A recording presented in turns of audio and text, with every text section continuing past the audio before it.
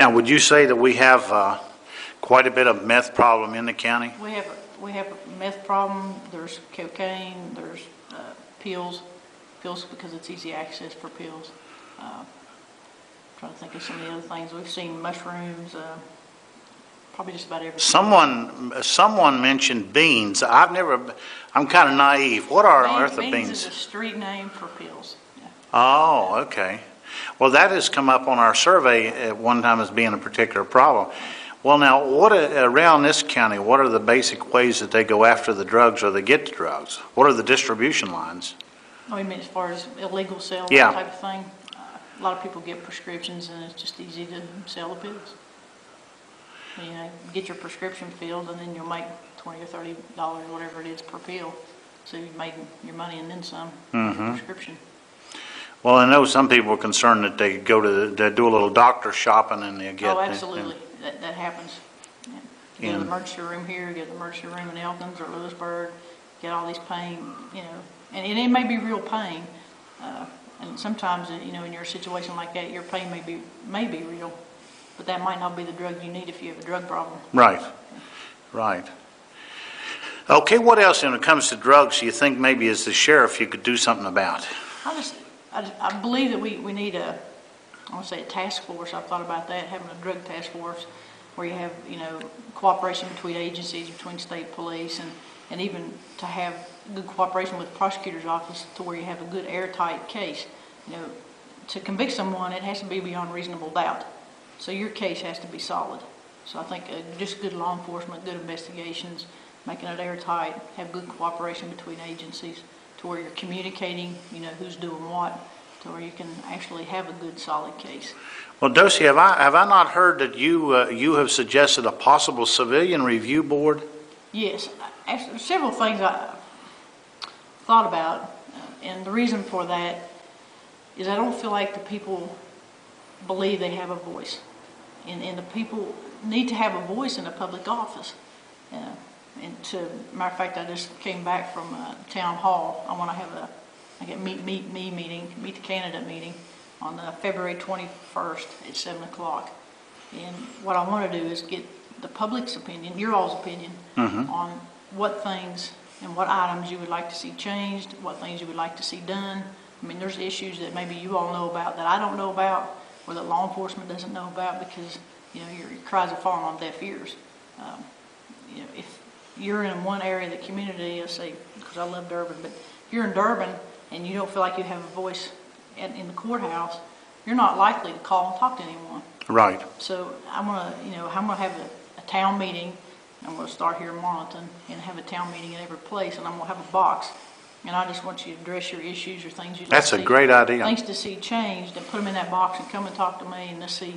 It's going to take more than one person to get us back on track. It's going to take everybody in Pocahontas County to say, hey, we want to make a difference. This is a great place to live. I care about, you know, our children. Can't keep growing and going in this direction. Yeah. Well, now in the case of our current situation, our current sheriff's office, we found out that we really don't have a functioning civil service board. Right. Can a civil service board possibly do, if it were doing its job, would we have a better situation? And that's something I want to look into. You know, there's a lot of times where people will call and complain, you know, about an officer and they feel like nothing gets done. Mm-hmm. Well, there's two things to that. Maybe something did happen, or maybe the officer acted appropriately and you don't know why they did what they did. And if you understood what happened, you might make better sense.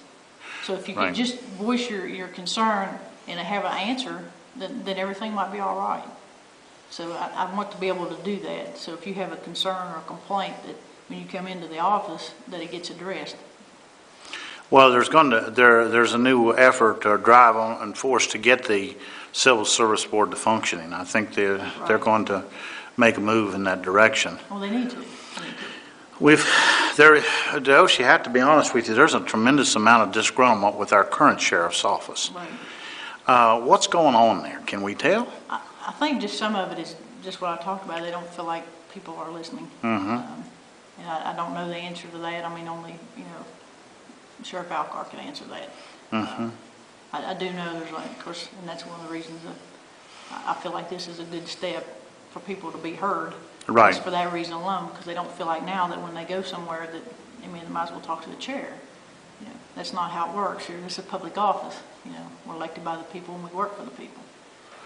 Sometimes it's particularly difficult in a small community because sometimes the officers know a lot of people. Correct. And which is what they should do. But in this case, been an awful lot of disgruntlement about, I don't know what you say, a lack of investigation sometimes in things. Sometimes.